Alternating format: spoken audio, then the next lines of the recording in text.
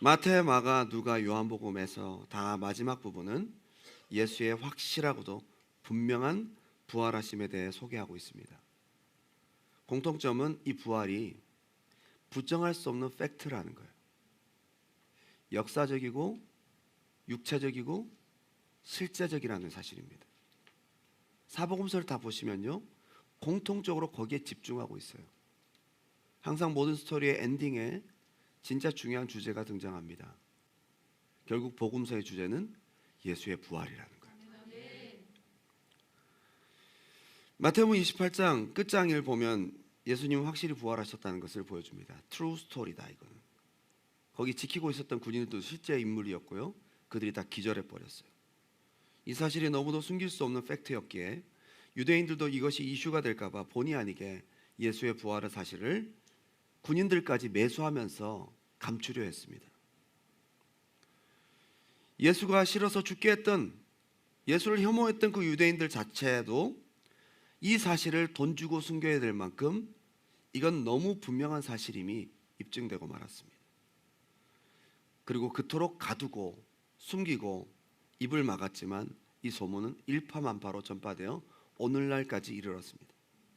뿐만 아니라 감람산 이 대낮에 많은 무리가 모였습니다. 바울은 고린도서 15장에 500명에게 일시에 나타나셨다라고 얘기를 하고 있거든요. 그 자리가 감람산에 예수님이 승천하신 자리였다라고 학자들은 얘기하고 있어요. 주님은 지상 명령을 명확하게 그들에게 하달하셨습니다. 이건 꿈이 아니었습니다. 실제였습니다. 그리고 그대로 승천하십니다. 그걸 넋을 놓고 보고 있는 사람들에게 천사들이 나타납니다.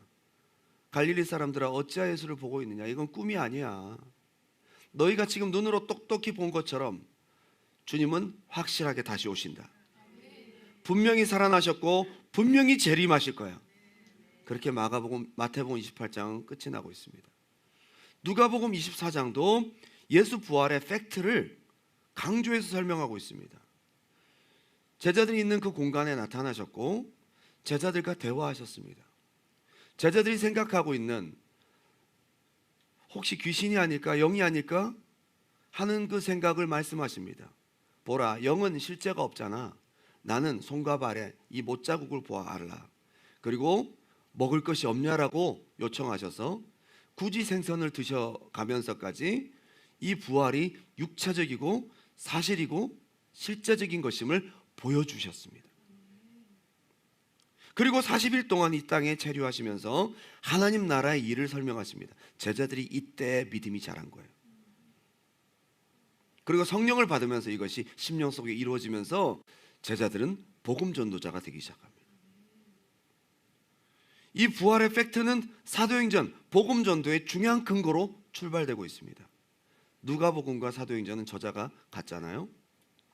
그리고 요한복음은 20장에 제자들에게 나타나셔서 못자국 난 손과 옆구리를 보이십니다.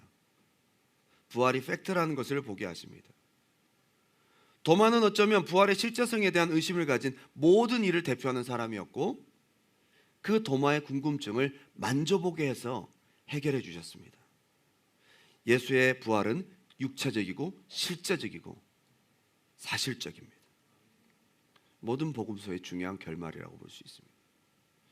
오늘 우리가 읽었던 마가복음 마지막 장, 이 부분도 동일한 내용으로 우리에게 소개하고 있습니다. 가장 먼저 쓰여진 복음서인 마가복음에서도 부활의 실제성은 여전히 강조되고 있습니다. 안식 후 첫날 향품을 들고 급히 무덤에 두고 온 것에 대한 예수님을 무덤에 두고 온 것에 대해서 다시 찾아간 사람들이 빈 무덤을 발견합니다. 빈 무덤은 예수께서 살아나셨다는 것에 대한 확실한 증거입니다. 그리고 여인들에게 실제 나타나셨습니다. 그리고 엠마오로 가던 제자들에게 나타나셨다고 얘기를 합니다. 마가복음 실제를 증명하려고 하기보다는 부활의 실제를 목격한 사람들에게 믿음 없음을 책망합니다. 어떤 믿음이죠? 부활을 사실로 인정하지 않는 자들의 믿음 없음을 말하고 있는 겁니다. 계속 믿음을 강조하시며 마가복음 끝이 나요. 여기서 나오는 믿음은 어떤 믿음일까요? 바로 부활의 팩트를 인정하는 믿음이라는 겁니다. 마가복음이 끝나고 4월부터 신명기를 다시 우리가 묵상하기 시작했습니다. 그래도 너무 중요한 마가복음서의 강조점과 엔딩 부분에 중요한 주제가 들어있기에 오늘 저는 이 말씀들을 함께 나누며 우리 안에 부활의 믿음을 갖는 다시 한번 점검하는 시간 되길 바랍니다. 첫 번째 한번 따라합시다. 부활의 실제를 믿는 믿음. 부활의 믿음이에요. 부활의 믿음은 다른 것이 아니라 예수 부활의 역사성과 실제성을 진짜 믿고 그 예수가 지금도 나와 살아계셔서 함께 하신다는 것을 믿는 믿음.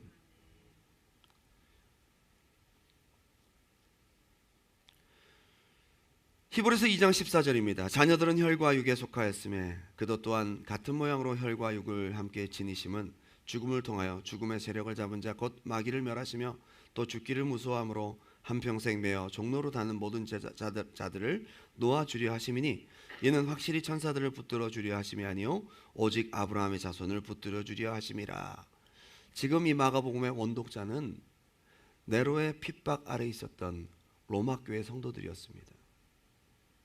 마가복음에서 믿음 없음을 책망하는 그 1차 대상자는 핍박 앞에 두려워하고 있었던 그 자들입니다.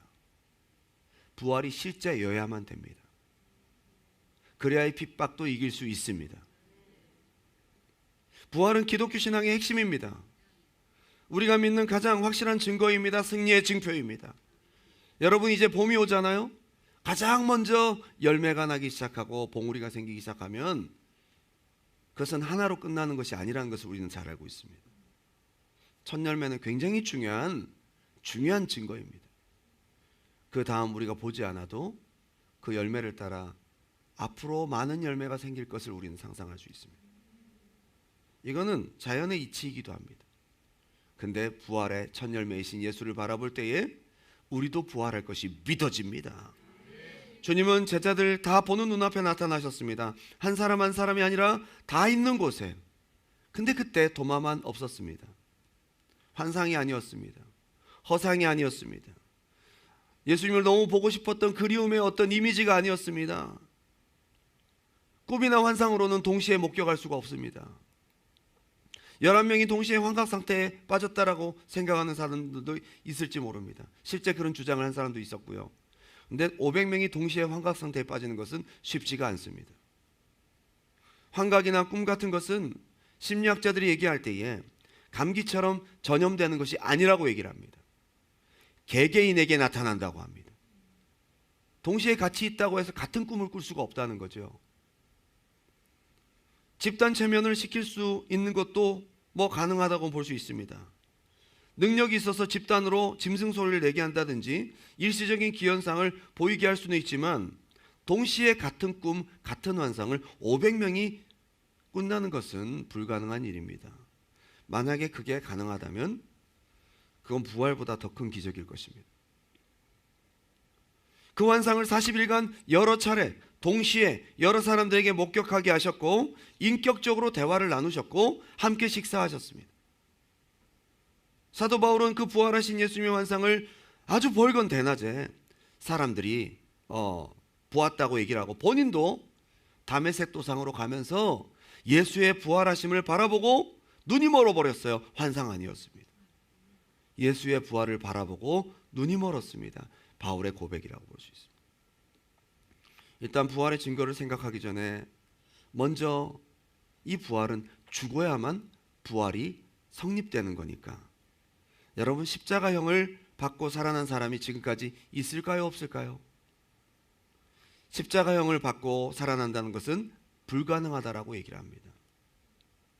그 당시 처형을 담당해야 되는 이 군인들은 경험이 많은 시니어 군인들이었습니다. 전문 킬러라고 볼 수 있습니다. 마지막엔 반드시 확인 사살을 하고 그가 죽은 것을 확인한 다음에 그 처형에서 내렸습니다. 이를 담당하는 군인들이 만약에 이것을 성공하지 못할 시에 대신 죽어야 되는 그런 리스크도 있었습니다. 그래서 십자가형은 반드시 사람이 죽을 수밖에 없는 형이라는 것이죠. 실제로 십자가형을 받고 살아난 사례는 단 한 건이 있었다고 얘기를 합니다. 역사가 요세푸스가 예전에 알던 세 사람이 십자가형을 받는 것을 보고 티투스에게 눈물로 부탁을 했는데 그 눈물의 부탁이 그의 마음을 움직였는지 세 명의 처형을 중지시키고 그들을 십자가에서 내려서 극진히 간호해 주었습니다. 그럼에도 3명 중에 2명은 죽고 1명이 간신히 살아남았다는 것이 유일한 생존 기록이었다는 겁니다. 무신론자이자 저명한 신약학자인 게르트 루트만이라는 사람 역시 십자가에서 예수님이 죽은 것은 논란의 여지가 없다라고 인정합니다. 이 사람은 부활을 인정하진 않았어요. 십자가에서 죽은 것은 확실하다라고 얘기했습니다. 안 믿는 사람의 학자의 고백입니다. 예수 생애에 대한 이 관한 기록들은 성경 외에 고대 역사 자료가 45개, 그것은 예수의 생애, 인격, 가르침, 죽음, 부활에 대한 것입니다. 그 외의 역사 기록들 모두를 다 합치니까 129가지나 됩니다.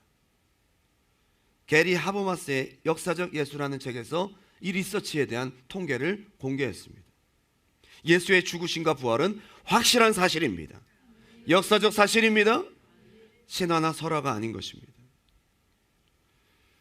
많은 역사 동안 무신론 역사학자들이 복음서와 다른 역사서의 내용들을 규합해서 과학적이고도 상식적으로 이를 설명해 보려고 노력했습니다.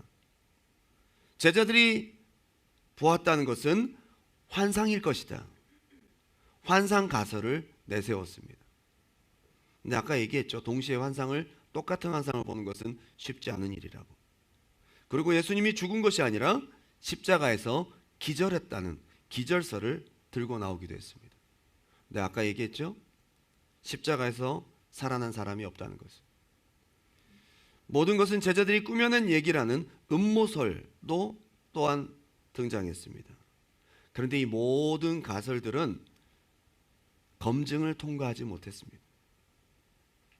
자기들도 이것이 모순이라는 것을 알게 됩니다.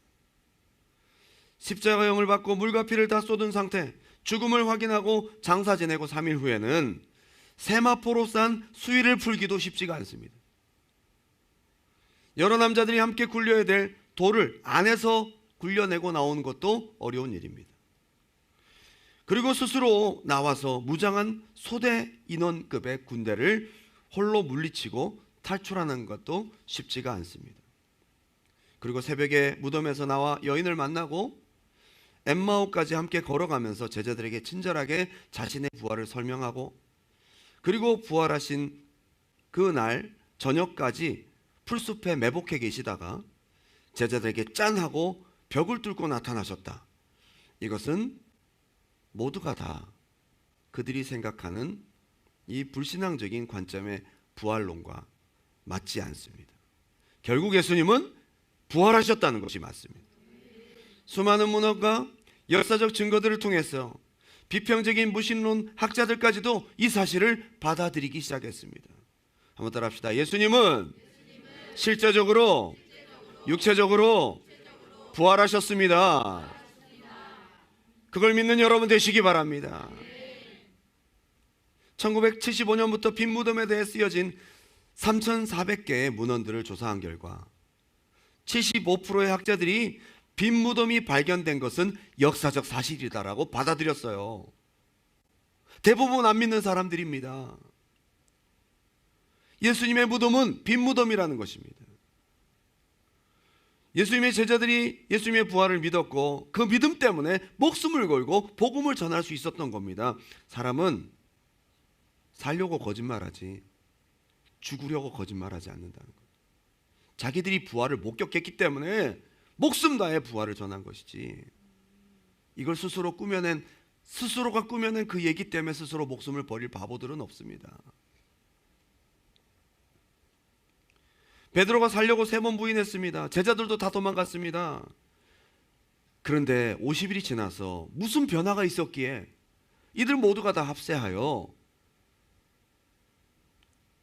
복음을 전하고 부활을 전하는 용기 있는 사람이 되었을까요? 거꾸로 십자가에 못 박혀 죽기까지 이렇게 믿음 있는 사람으로 갑자기 변할 수 있었을까요? 부활은 사실이라는 겁니다.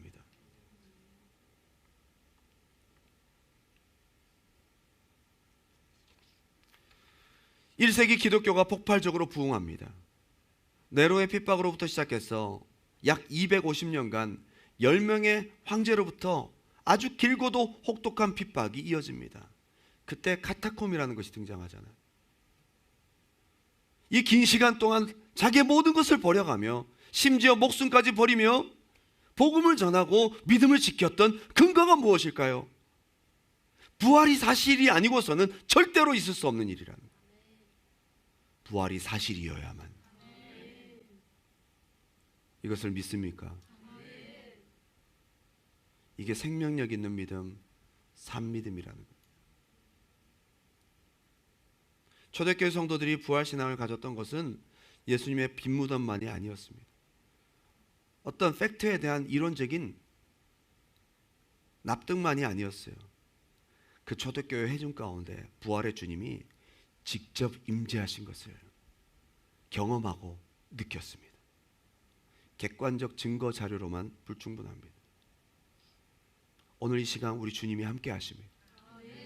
부활의 믿음은 팩트를 인정하는 것과 동시에 여러분이 가진 믿음에 주님이 함께 하시고 눈에 보이지 않고 손에 잡히지 않지만 주님이 살아서 지금도 역사하고 계시다는 것을 모일 때마다 주님을 찾을 때마다 우리가 예배를 드릴 때마다 느끼고 경험할 때 가능한 것입니다. 마가복음 16장 10절부터 마지막까지는요 계속 믿음 얘기를 합니다. 여러분 마가복음 뒷부분은요 계속 믿음을 반복적으로 얘기를 해요. 듣고도 믿지 아니함이라 역시 믿지 아니하니라. 믿음 없음을 책망하시고 믿는 자들에게는 이 모든 믿음은 다 부활의 믿음입니다.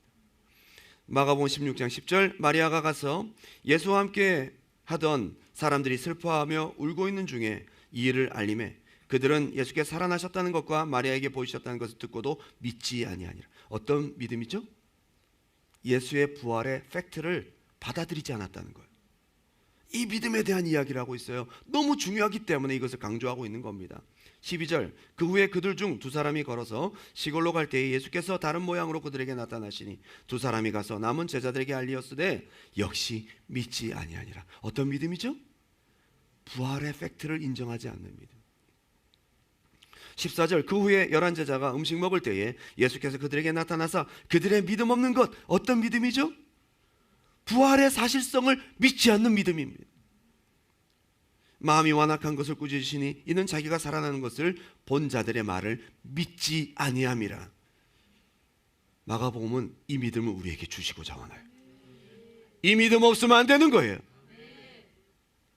예수를 믿노라 하지만 이 부활의 믿음이 없으면 여러분의 믿음은 생명력 없는 믿음이라는 것입니다.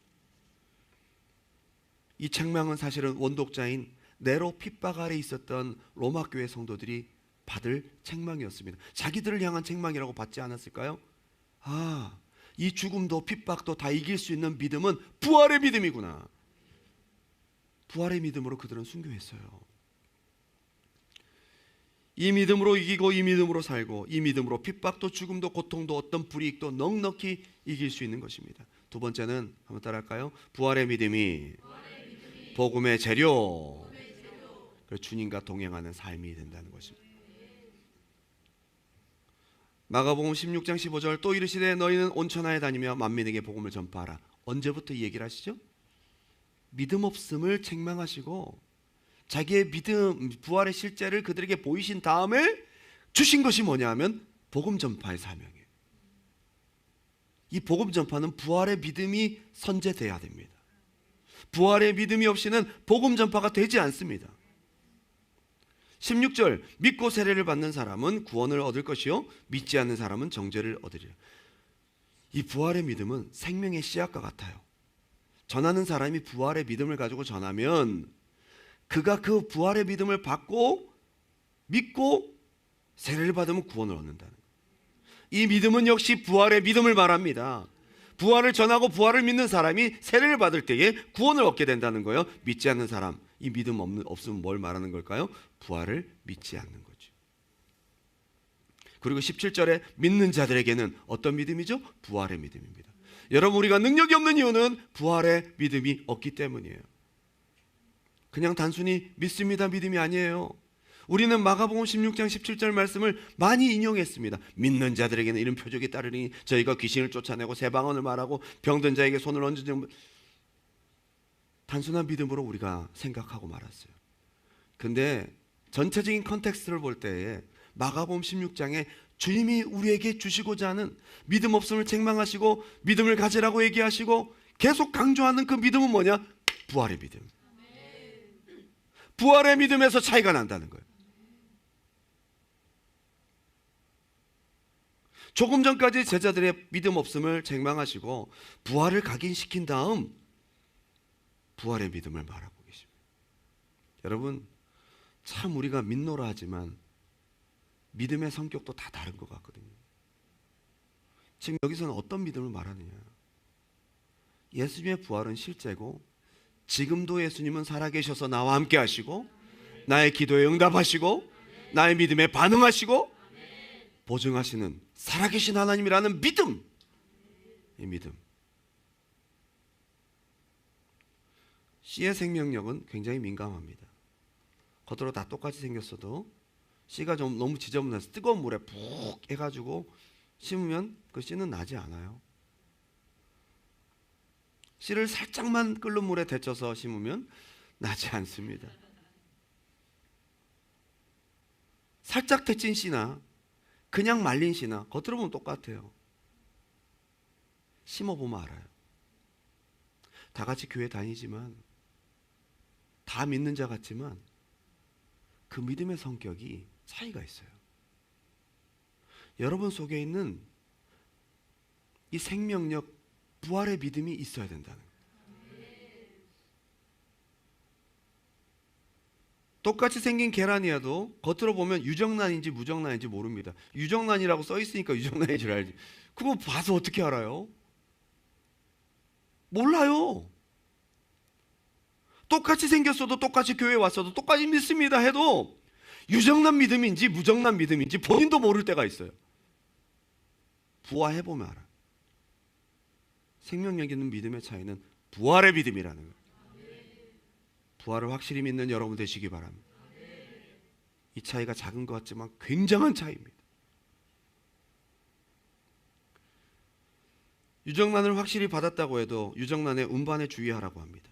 평균적으로 출하하지 않은 그냥 그대로 것은 이 유정란의 부화율은 80%래요. 근데 이것이 생산되고 출하되면 50% 미만으로 떨어진대요.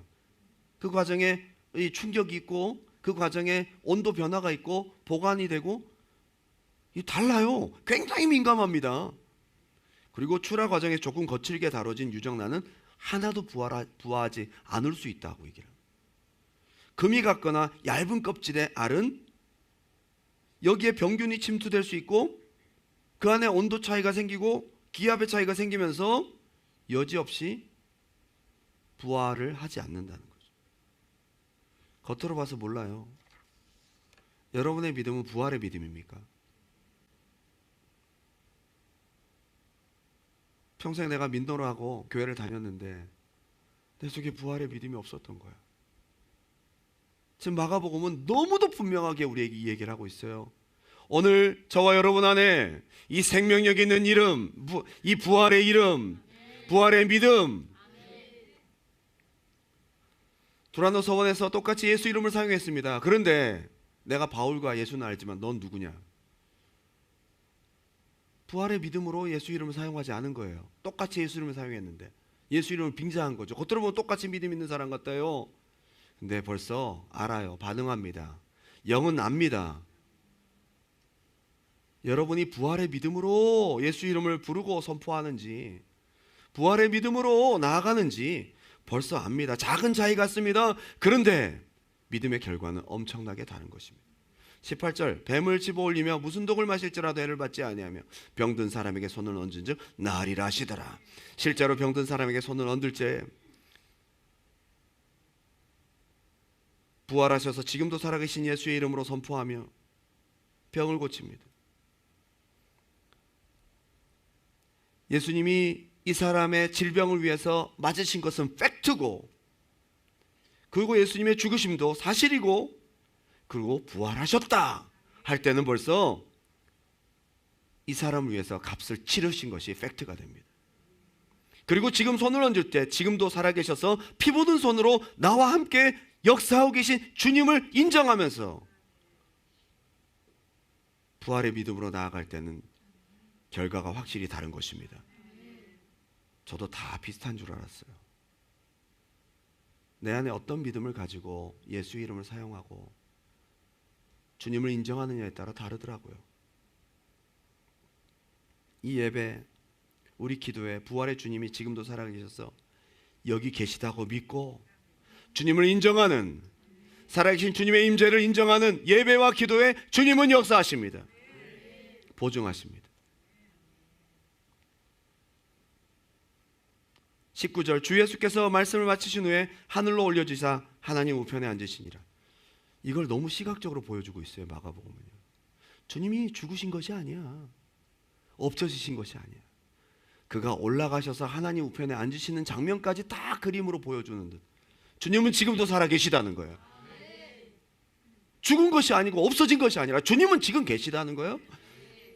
20절, 제자들이 나가 두루 전파할세 이제 부활의 믿음으로 전파하는 주께서 함께 역사하사 그 따르는 표적으로 말씀을 확실히 증언하시니 지금도 주님은 역사하고 계십니다.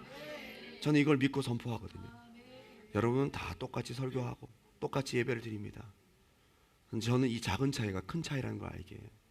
이 자리에 주님이 계시다고 믿습니다. 여러분도 주님 계시다고 믿고 받으십시오. 눈에 보이지 않고 손에 잡히지 않지만 주님은 이 자리에 와 계십니다. 그걸 믿는 믿음이 중요하다는 거예요. 겉으로는 다 똑같이 아멘 하지만 여러분의 속에 있는 믿음이 과연 정말 유정란의 믿음인지 무정란의 믿음인지, 정말 부활의 팩트를 정말로 믿고 인정하는지, 그 차이라는 거예요. 할렐루야. 마귀는 이 부활을 숨기고자 합니다. 왜냐? 자기의 불의가 드러나기 때문에. 죄값은 사망이잖아요. 마귀는 사망의 권세를 가지고 있어요. 그래서 인간들이 죄를 짓고 죄값으로 죽게 하는 것은 마귀가 합법적으로 일을 하는 거예요. 예수님은 죄가 없잖아요. 유대인들을 선동해서 예수를 십자가에 죽게 한 것은 마귀의 치명적인 실수입니다. 예수님 부활하는 순간 어떻게 되죠? 죄 없는 예수를 죽였다는 마귀의 불의가 드러납니다. 그래서 예수의 부활을 선포하는 순간, 예수의 부활을 말하는 순간 마귀는 자기의 치명적인 오점이 드러나기 때문에 떠나가야 돼요. 죄 없는 예수를 죽인 사건은 마귀에게 지울 수 없는 오점이 되고 말았어요. 그래서 우리가 예수 이름을 사용할 때 어두움의 영인 악한 영은 떠나갑니다. 예수 이름으로 손을 얹고 기도할 때 질병을 가져온 악한 영들은 떠나갑니다. 드러내는 거예요. 예수 이름을, 부활의 이름을 선포할 때에 죄 없는 예수를 죽인 마귀의 불의가 드러난다. 이 부활의 이름을 사용하십시오. 부활의 믿음으로 나아가십시오. 여러분들이 벌써 부활의 믿음으로 반응하는지 악한 영은 눈치 봅니다. 진짜 부활을 인정하고 부활의 이름을 선포할 때는요, 견디지 못하고 떠나가야 돼요. 이게 능력입니다. 사도행전 4장 1절 2절, 사도들이 백성에게 말할 때에 제사장들과 성전 맡은 자와 사두개인들이 이르러 예수 안에 죽은 자의 부활이 있다고 백성을 가르치고 전함을 싫어했다. 그리고 뭐라고 한지 아세요? 이들이 벌써 알아요. 부활의 이름을, 부활을 전파하지 말라고 경고합니다. 부활을 전파하면 어떻게 되죠? 악한 영의 불의가 드러나고 사탄의 나라가 패배했다는 것이 인정되는 거죠. 교회는 그래서 부활의 이름, 예수 이름을 자꾸 사용해야 돼요. 부활의 믿음으로 나아가야 되는 것입니다. 부활의 이름으로 손을 얹고 기도해주고 우리 속의 문제들을 부활의 믿음으로 이기는 것입니다. 이게 바로 음부의 권세를 이기는 교회의 힘이란 말이에요. 능력이란 말이에요. 부활을 누리는 저와 여러분 되시기를 주님의 이름으로 축원합니다. 결론을 맺으면서 천정은 자매라는 분에 대한 소개를 하고 싶습니다. 저분이 책을 쓰셨는데요. 나는 주님의 것입니다. 말기암 환자입니다. 2012년도 1년도 못 산다는 판정을 받습니다. 유방암 말기였어요. 근데 이분이 예수를 믿고 부활신앙을 갖게 됩니다. 그리고 항암 치료만 몇 번을 받느냐? 130번. 여러분, 항암 치료 10번 받아도 사람 죽어요. 130번 받았는데 아직 살아있어요. 2012년도에 1년도 못 산다 그랬는데 지금 몇 년째 살고 있습니까? 이분이요, 부활의 믿음으로 살고 있어요. 그리고 사람들에게 부활의 믿음을 선포하고 있어요.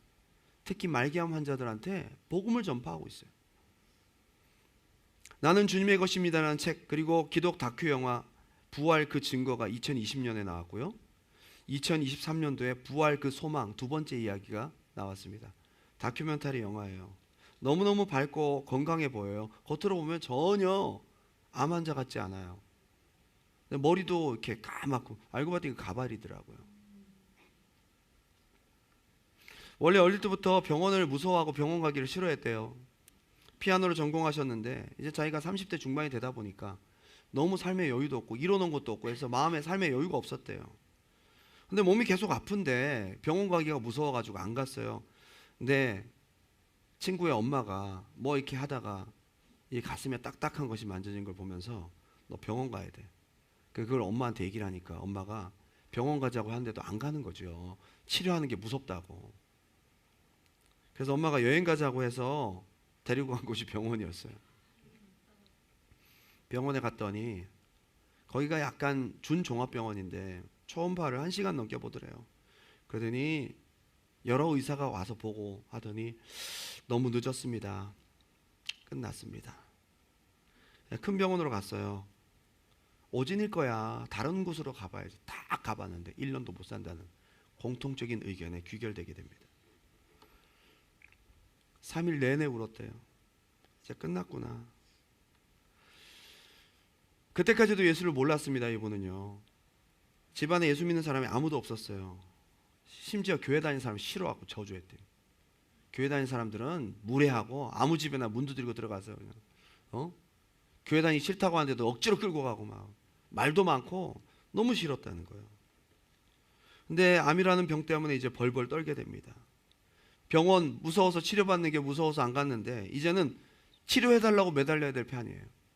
결국 지인의 도움으로 치료를 겨우 받게 했습니다. 아주 명의한테 받았어요. 근데 이 명의가 뭐라고 하냐면 수술은 아예 불가능합니다. 이제 온 몸에 다 뼈에 다 퍼졌대요. 안 된대요. 그래서 항암이라도 한번 해볼래? 항암. 약이 만약에 들으면 2, 3년 살고 안 들으면 1년도 못 산다. 약 잘 듣고 성공해봐야 2, 3년이다. 해볼래? 해서 시작하게 됩니다. 근데 약이 안 들었어요. 약을 먹고 난 다음에 암이 더 자라게 됩니다. 죽음이 현실이 되죠. 이 젊은 여자가 막상 죽게 된다고 생각하니까 이제 모든 것이 멘붕이 온 겁니다. 두려움이 막 오기 시작합니다. 처음에는 가족들이 함께하고 그러다가 이제 다 자기 삶의 자리로 돌아가고 혼자 죽음을 기다리는 외롭고도 우울한 자리에 남겨졌을 때 너무도 힘들고 괴로운 시간들을 보내게 됩니다. 그리고 이 두려움과 함께 고통스러운 것은 항암 부작용. 매일 토하고 음식을 먹고 하는 것이 일상이 됩니다. 살려고 3번을 딱 먹는데요. 그래서 아침에 7시, 점심때 12시, 저녁 6시. 근데 아침 7시에 먹는 밥 2숟갈을 넘기지 못하고 다 토하는 거예요. 하루에 20번을 넘게 토합니다. 참아보려고 어떻게든 입을 먹고 삼켜보려고 하지만 그냥 입을 그냥 뚫고 줄줄줄 나오는 거예요. 스스로 죽기에는 또 용기가 나지 않아요. 그러다가 아는 지인 언니가 이 천정은 자매에게 처음으로 전도를 합니다. 그 전에 이제 뭐 이렇게 아프다는 것이 드러나기 전이었는데요. 그 언니가 자꾸만 얘기를 합니다. 좋게 얘기를 해요. 너 안 믿으면 지옥 가. 그런 거 있잖아요. 이렇게 너무 부드럽고 착하게 얘기를 하는데 무서운 이야기를 하는. 너무 좋은 사람이래요. 언니가 너무 착하고 좋은 사람인데 말은 너무 무섭게 하는. 너 죽으면 지옥 가. 믿고 죽어야 돼. 이 얘기를 아무한테도 하지 않았는데 그 언니한테는 밝힐 수밖에 없었던 거죠. 그 언니의 무언가를 도와주고 있었는데 자기가 아프니까 못 도와주잖아요. 그래서 왜 못 도와주는지 설명해야 되니까 자기가 암이 걸렸다고 얘기를 하는 거예요. 그때부터 언니가 집중해서 전화하고 전도하고 너 이제 죽는 날이 가까워졌는데 빨리 예수 믿어야 돼. 계속 얘기를 합니다. 너무너무 싫었대요.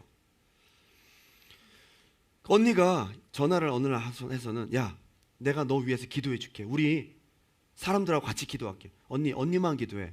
절대로 다른 사람한테 얘기하지 마. 절대로 내 얘기 알려주는 거 싫어. 그랬더니 언니가 그 말을 듣지 않고 전 교인한테 다 얘기한 거예요. 어느 날 교회 성도들이 모인 자리에 와글와글 기도하는 소리를 일부러 들려줘요. 성도들이 이렇게 너를 위해 기도한다? 더 싫어지는 거죠. 근데 놀라운 것은 그 기도 소리를 듣고 난 다음 날 자리에서 너무 가볍게 벌떡 일어나서 앉아있는 자신을 발견합니다. 앉아있지를 못했대요. 머리가 너무 아프고 힘들어서. 그 중요한 것은 항암 부작용이 없더래요.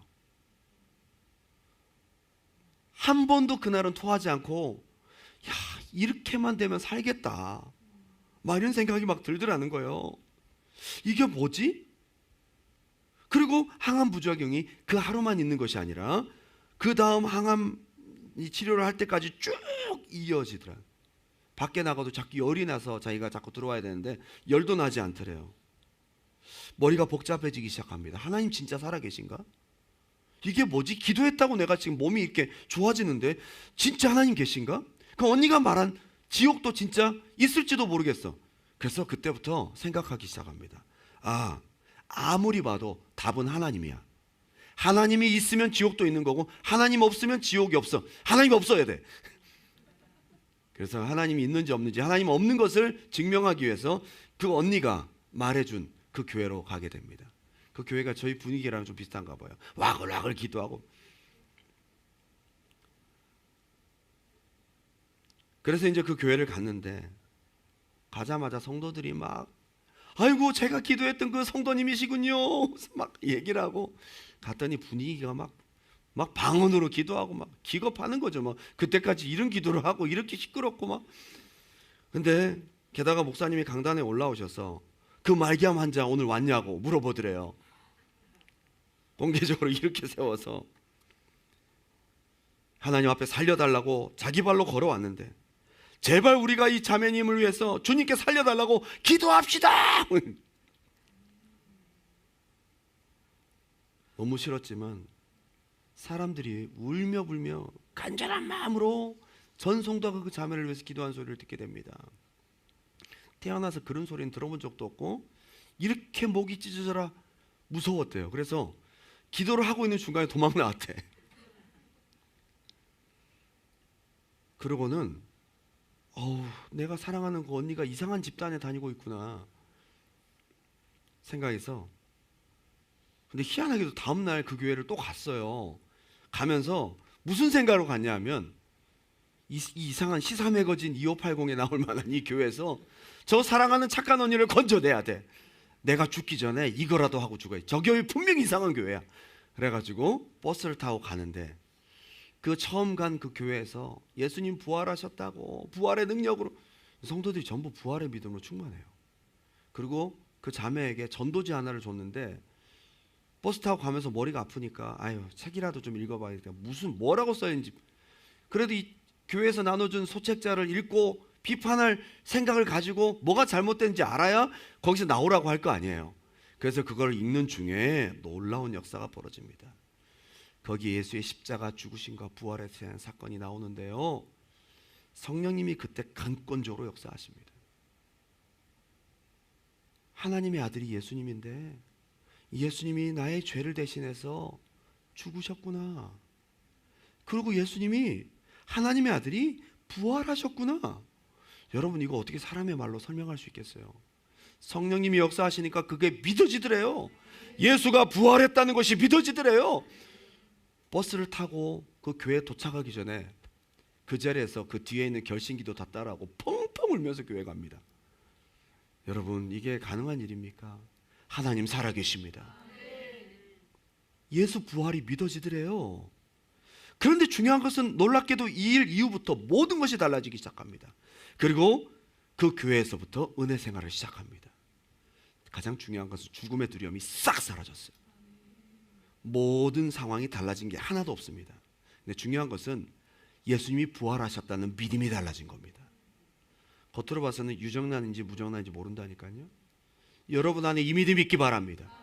이 부활의 믿음이 있으면 이겨요. 이 부활의 믿음이 중요한 거예요.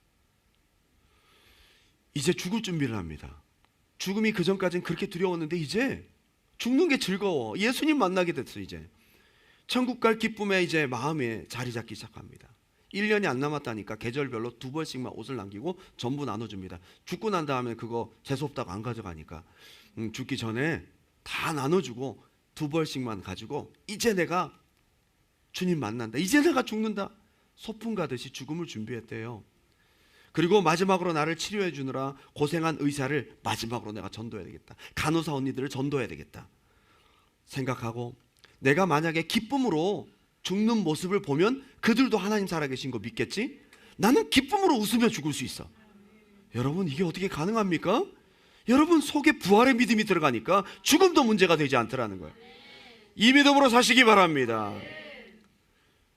예수 부활을 믿고 3주 동안 기쁨으로 날마다 죽을 준비를 하고 살았는데 병원을 딱 갔더니 암이 싹 사라졌어요. 특히 뼛속까지 진행된 모든 뼛속의 암들이 싹 사라졌어요. 의사가 깜짝 놀랍니다. 중요한 것은 가슴과 림프 부분에 암이 좀 남았어요. 그래서 수술을 합니다. 그리고 완치를 해요. 여러분, 말기암 환자가 완치를 했다니까요. 그리고 암 환자들에게 그때부터 복음을 전파합니다. 그 고통을 알기에, 보십시오, 예수님 살아계십니다.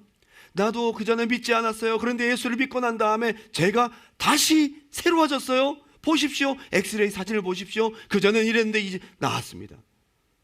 그런데 어떤 암 환자에게 자기 간증을 했더니 그분이 소리를 지르면서, 그래, 넌 나았으면 좋겠다. 나는 암이 3번째 재발했어. 나는 이제 죽어. 저리 가라고 얘기를 합니다. 자기는 괜찮으니까 너도 괜찮아질 거야가 통하지 않더래요. 그러면서 그분에게 더 이상 할 말이 없어서 죄송합니다. 저 때문에 괜히 예수 믿는 사람 오해하지 마세요. 그리고 돌아와서는 기도했어요. 하나님, 저 못하겠어요. 하나님, 혹시 저를 암 환자에게 보내실 거면 저에게 제발 사인을 주세요. 일주일이 간절한 기도가 시간이 지나갑니다. 그런데 일주일 뒤에 병원에 가는데 이상하게 마음이 이상하더래요. 일주일 만에 다시 사라졌던 암들이 다 재발했어요. 싹 없어진 그곳에 똑같이 암이 자라있대. 의사가 그것도 신기하다고, 자기가 평생 암 환자를 많이 봤는데 이런 건 또 처음이라고. 근데 중요한 것은 부활의 믿음을 가지고 난 뒤에 이것도 전혀 문제가 되지 않더라는 거예요. 그리고 암 환자들에게 그걸 복음의 무기로 사용하기 시작합니다. 같이 항암 치료 받아가면서 그들에게 복음을 전파하는데 이들이 믿기 시작하더라는 거예요. 그때부터 천정원 자매가 뭐라고 하냐면, 이 암도 저에겐 축복입니다. 100년도 못 사는 인생, 영원히 사는 부활의 믿음을 갖고 나니 이것도 문제가 되지 않습니다. 죽음의 문제 앞에 있는 사람들에게 이렇게 권면합니다.